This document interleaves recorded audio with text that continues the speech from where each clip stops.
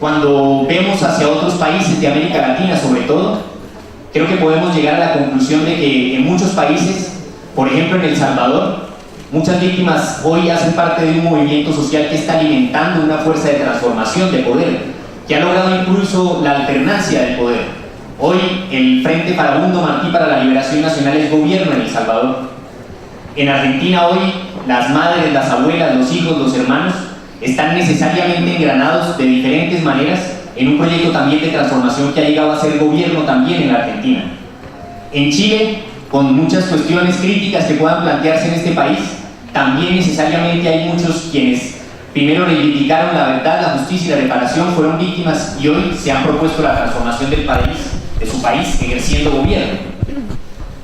Creo que esa dinámica de América Latina que ha venido rompiendo el neoliberalismo, que ha venido quebrando la idea de que el neoliberalismo es nuestro único destino, nuestra única posibilidad, y que en cambio, o por supuesto las víctimas, somos el costo necesario de ese neoliberalismo, en Colombia está queriendo ser atacada, ser propuesta para que nos conduzcamos justamente hacia el camino contrario. Mientras en América Latina se está rompiendo, se está buscando romper con el neoliberalismo y se está buscando avanzar en cambios y transformaciones, hoy en Colombia el gobierno nacional está implementando toda una política para que en Colombia la paz signifique que todo cambie, pero para que todo siga igual. Hoy el gobierno nacional está implementando toda una política de reparaciones que tiene como objetivo fundamental desmovilizar a las víctimas, que tiene como objetivo fundamental que las víctimas no lleguemos como en Salvador o como en Argentina o como en otros países de América Latina a hacernos poder, a hacernos verdaderos actores de transformación. Y en esa dinámica del gobierno colombiano, uno de los elementos fundamentales que sustentan su política es justamente la eliminación, la negación de los crímenes de Estado. Y lo vienen haciendo por tres vías fundamentales. La primera es que vienen deslegitimando la lucha de las víctimas de crímenes de Estado. Vienen diciéndole al país que como la lucha de las víctimas de crímenes de Estado es una lucha que necesariamente reclama transformaciones, que necesariamente reclama que en Colombia se transforme el modelo económico y el modelo político, entonces las víctimas de crímenes de Estado somos el enemigo principal de la paz. Vienen también diciéndole al país que las víctimas de crímenes de Estado simplemente no existimos. Lean la ley de víctimas, lean los informes que produce el gobierno. Las víctimas de crímenes de Estado no existimos. Existen las víctimas de algunos delitos cometidos por algunos agentes del Estado. Las víctimas de planes de exterminio, de planes de despojo, de crímenes sistemáticos para eliminar a la población, para imponer proyectos multinacionales, para eliminar a la población política, no existimos en Colombia. Y la tercera cosa que vienen haciendo, por supuesto, es negando la vigencia de la violencia que se produce a partir de la estrategia de los crímenes de Estado. Y por supuesto que vienen diciendo en Colombia y en otros lugares del mundo que ya no existe esa criminalidad estatal, que deberíamos considerar que se trata de pandillaje, de bajrí, de cualquier cosa que no tenga nada que ver con el Estado. El Estado hoy es supuestamente ese agente neutro, que no tiene nada que ver con la violencia, pero que todos los días se beneficia a partir del asesinato de líderes en las poblaciones, que todos los días se beneficia a partir de que sus detentadores y sus agentes sí reciban buenos dividendos de las empresas multinacionales que luego imponen sus proyectos de concesión, donde primero se impuso el desplazamiento. Esos métodos de eliminación, de cercenamiento de las víctimas de crímenes de Estado en Colombia, hoy se ponen más que nunca en juego cuando se abren los diálogos de paz en La Habana.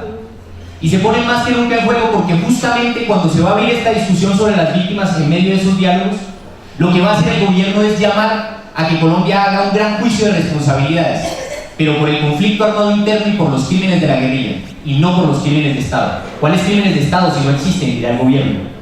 Y lo que nosotros en cambio estamos intentando hacer con este encuentro es que el país reconozca que sí existimos.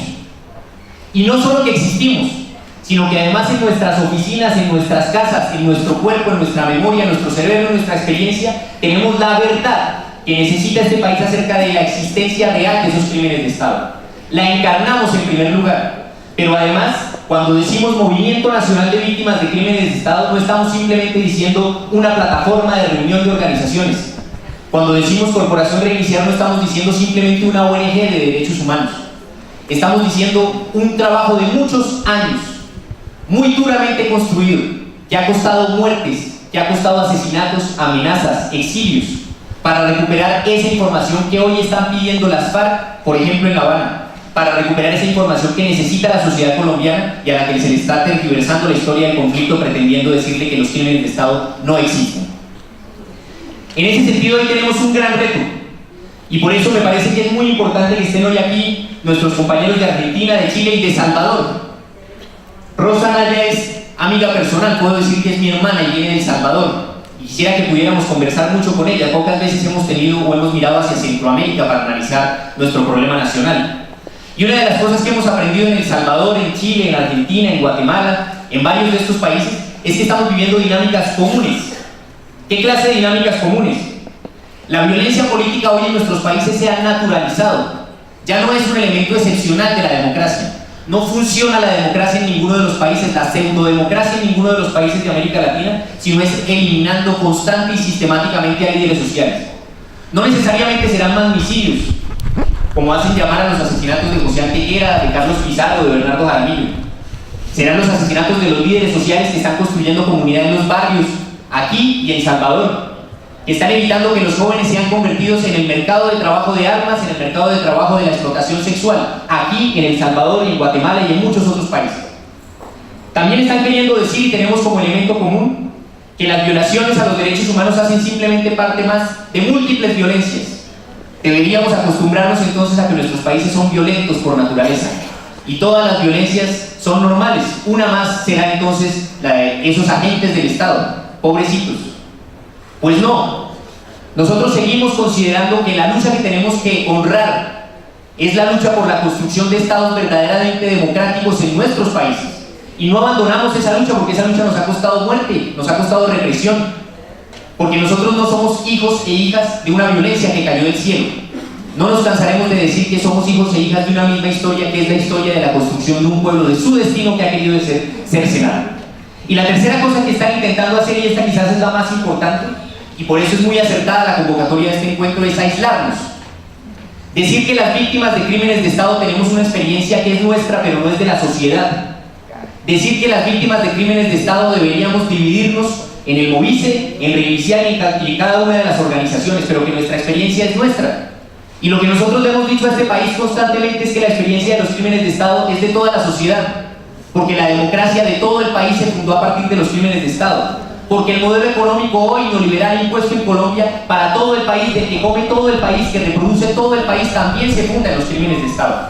Y por eso nuestro llamamiento al querer convocar un evento como este, un encuentro nacional de víctimas de crímenes de Estado, más allá de una organización en particular, es también un llamamiento a que la sociedad colombiana entienda que nuestra realidad no es una realidad aislada. La encarnamos, pero es la realidad del pueblo colombiano en su conjunto. Eso nos lo han enseñado en Argentina, como cuando se decía que la dictadura no era simplemente un momento de gobierno, sino era un sistema de control que se quiso imponer para aplacar las fuerzas sociales de transformación. Y lo que queremos hacer, decirles ahora es, asumamos el reto. Estamos en un momento histórico de asumir el reto. Y quiero que seamos sinceros con nosotros mismos. No estamos asumiendo el reto a la altura que el reto nos lo exige. La unidad que tenemos en este momento no está a la altura del reto. La articulación que tenemos en este momento no está a la altura del reto. Hay incluso quienes están pensando que las organizaciones de víctimas de crímenes de Estado están mandadas a recoger. Se equivocan en eso. Nosotros tenemos que respetar, articularnos, movilizarnos con el conjunto del movimiento social, pero las organizaciones de víctimas de crímenes de Estado no estamos aquí por cualquier cosa. Y lo que vamos a hacer en este momento, cuando se abre la discusión de víctimas en los diálogos de La Habana, va a ser afirmar una voz histórica, una voz sin la cual no se puede ni comprender ni solucionar el conflicto. Muchas gracias a todos ustedes por asistir a este encuentro. Esperamos que puedan contar con nosotros.